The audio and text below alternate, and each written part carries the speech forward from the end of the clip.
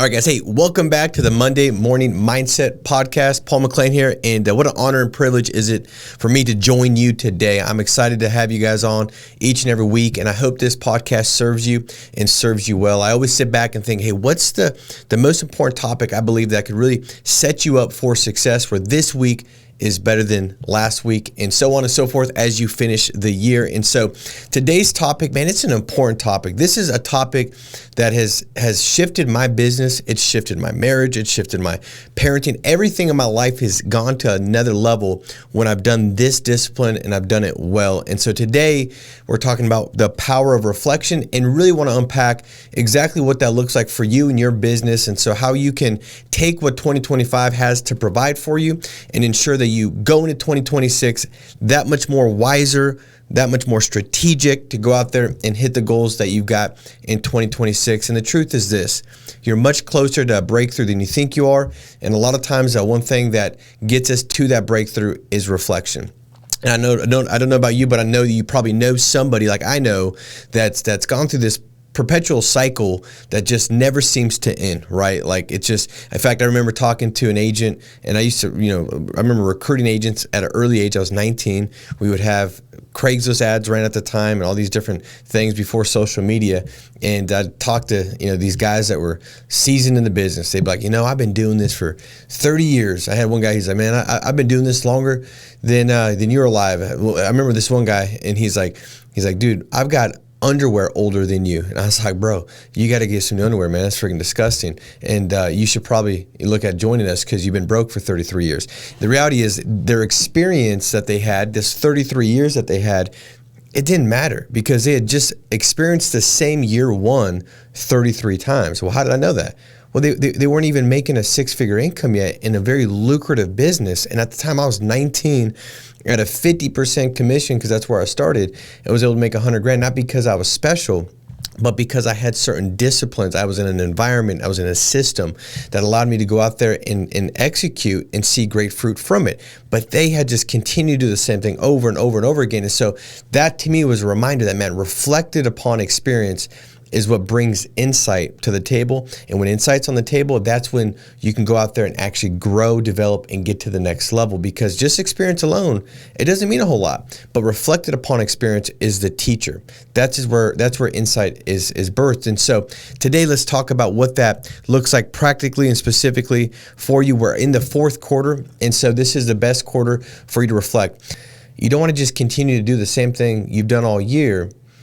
And this is the day where I'm going to make some adjustments. This is the day I'm going to make some tweaks.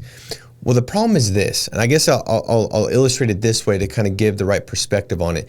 If you're flying from California to Florida, and that's the goal, right?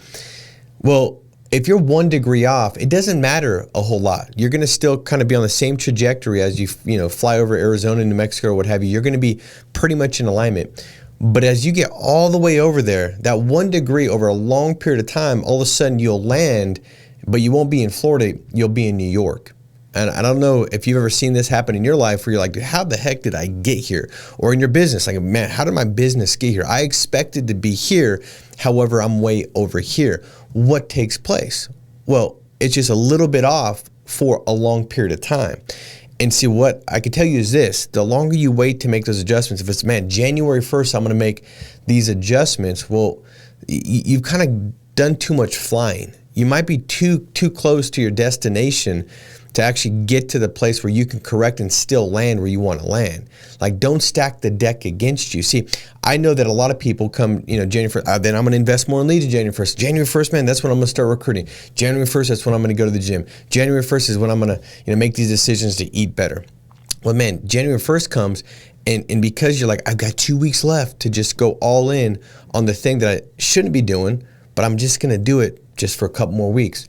When I come January 1st, you've already got the deck is stacked against you.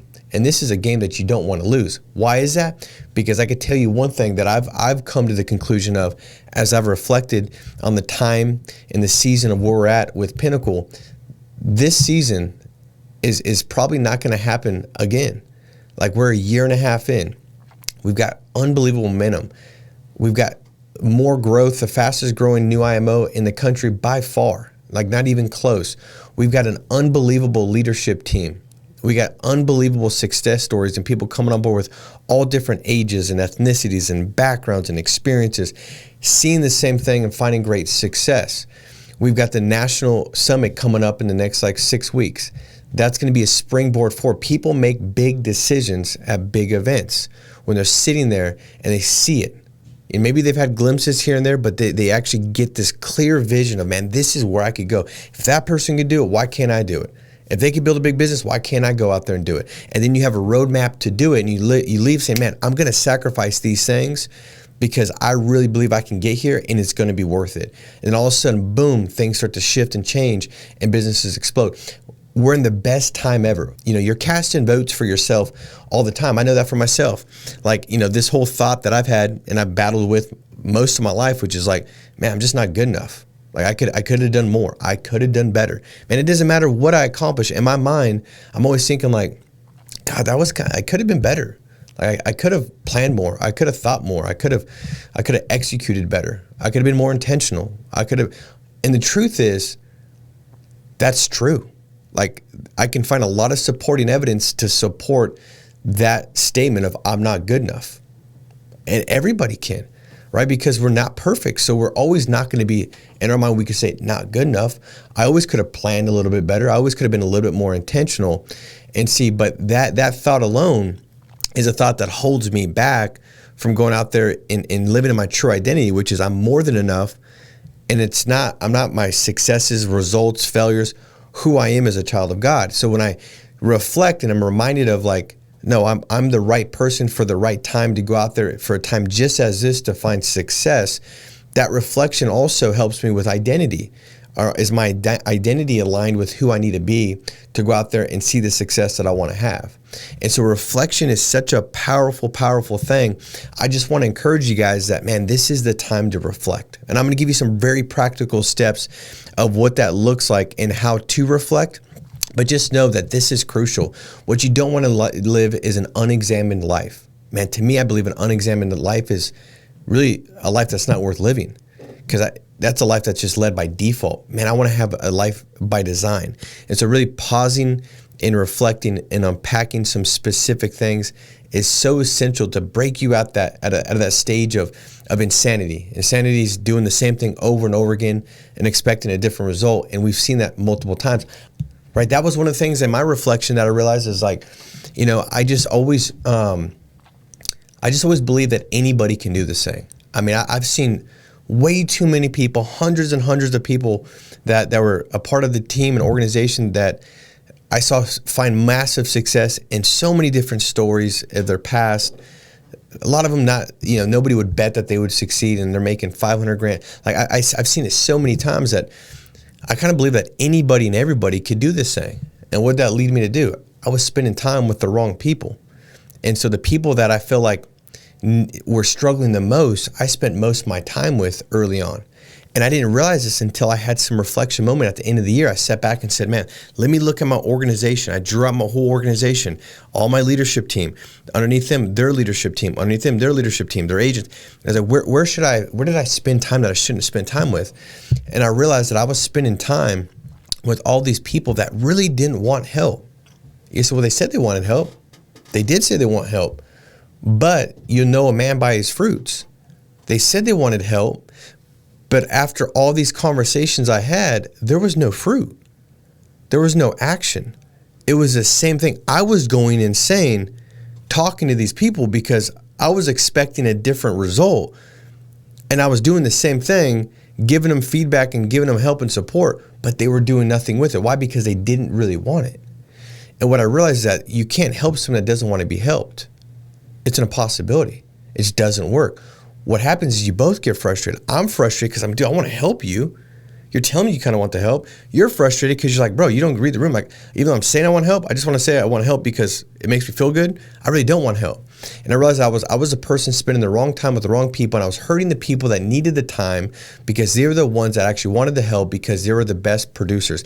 So I shifted and spent now 80% of my time with my top 20% of my people.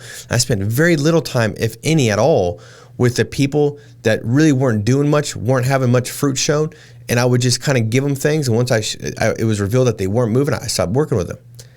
And that was a big shift that allowed my business to absolutely exploded because now all my time was spent sowing seeds on fertile ground. But I didn't know what I didn't know at the time, that most of my day was spent fielding calls of people getting ready to get ready, about to do something. I'm going to do this. I'm going to invest more. I'm going to get this. Oh, today's a big day. Like what? But I didn't realize it until I paused and became self-aware. So I had to become a fruit inspector. Another big leadership mistake that I made early on was trying to give somebody an answer right away. Like they'd ask a question, man, what do you think about this? I got this situation or problem. I got this agent. And instead of me sitting back and just saying, let me kind of just chew on this and get back to you, man. It's a great thing, but let me kind of meditate on this and spend a little bit of thoughts on it and let me get back to you. I realized through reflection, I wasn't doing that. I was thinking that I had to give them an answer right away. And the truth was I needed to spend some time chewing on it to come up with the right answer, that I didn't have enough attention and thoughts on it in that 1 second to give them the right answer. I needed to chew on it. And I remember that one of the years in my reflection moments in the end of the year saying, man, I really need to make sure I don't just think I got to give an answer right away. And from there on out, now, if you ask me a question that is, or, hey, can I do this, or can I have this, or can I move this, or what do you think about this?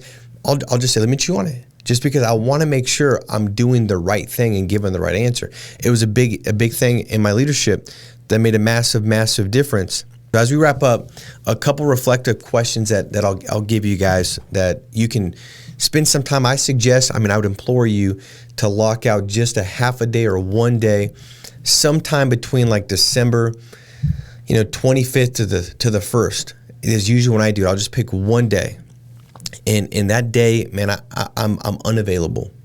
I'm unpacking my entire schedule and calendar for last year, looking at the meetings, looking at my appointments. I'm looking at everything, and I'm asking myself, what were the biggest time wasters?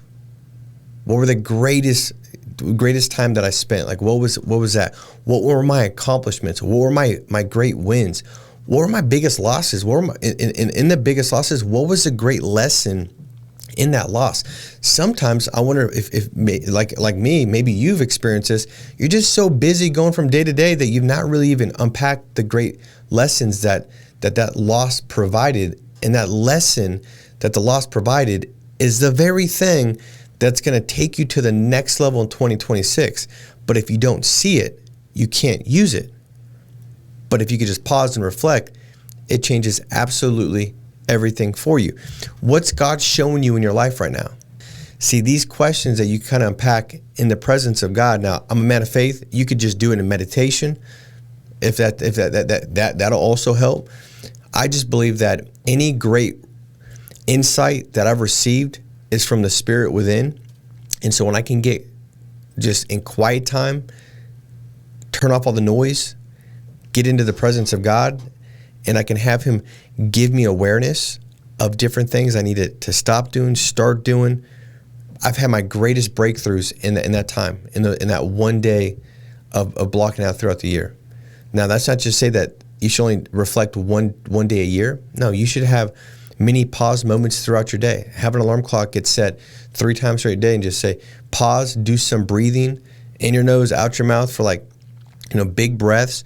Just ask yourself, what should I be doing right now? What's the main thing I should be focused on? You'll realize, man, it'll get you back on track so you don't end up in New York when you're trying to go to Florida. It'll get you back on track. Those little pause moments. For me, one practical thing for all those that have a family is before I get out of my car and walk in the door, because I had so much go on that day, I'm kind of got maybe fatigue, decision fatigue, energy might be down. I just pause in my car before I get out and I breathe. And I said, God, give me the energy I need to step in and be fully present with my family, because I don't want to give the most important people in my life my leftovers. I don't want to give them the lowest level of me, because I've already lived I've already had such a long day and done so many things. I come in and just check out. God, give me the energy. Give me the passion to go in and be who I need to be right now. And that changed everything for me with my kids, my wife. As I stepped back in the door, I started to change because I knew, like, man, who am I? Man, I'm a leader that develops leaders. It's not what I do, it's who I am. I'm a person that supports and loves and empowers and equips. So as I step back into my house, man, I need to be that. If I was that for my agents today, I need to be that for my kids today. I need to ask them, what did you learn? What did you love today? And help unpack their lessons and connect with them if I've done it for others. So just different things like this, guys. Reflection is so powerful. So I hope this served you and served you well. Block out some time. Go through some reflection. It's not a thing you just do once a year. You should do it, throughout the day. You should do this daily. But once a year, you should have a big block of time set apart where you go through all these questions that we kind of talked about today and really unpack and take what it has to offer. You want to plunder the whole year. You want to go back and make sure you look through in this future perspective of where you want to go, what it's going to look like, what it's going to feel like to have this kind of income, this kind of lifestyle, this kind of difference that you make, all these things, where you're going to live, what it's going to, all the goals that you've got, the reasons and your whys of what you're doing, why you're doing it. You want to have that vision tied to the future. But as you now go from that vision, go to your past and reframe it. When you do it that way, you'll find the seed that's going to be able to birth into something significant. So guys, I love you. Hope this served you well. Make it a massive week. Be strong, stay steadfast, and we'll talk to you soon. God bless you guys.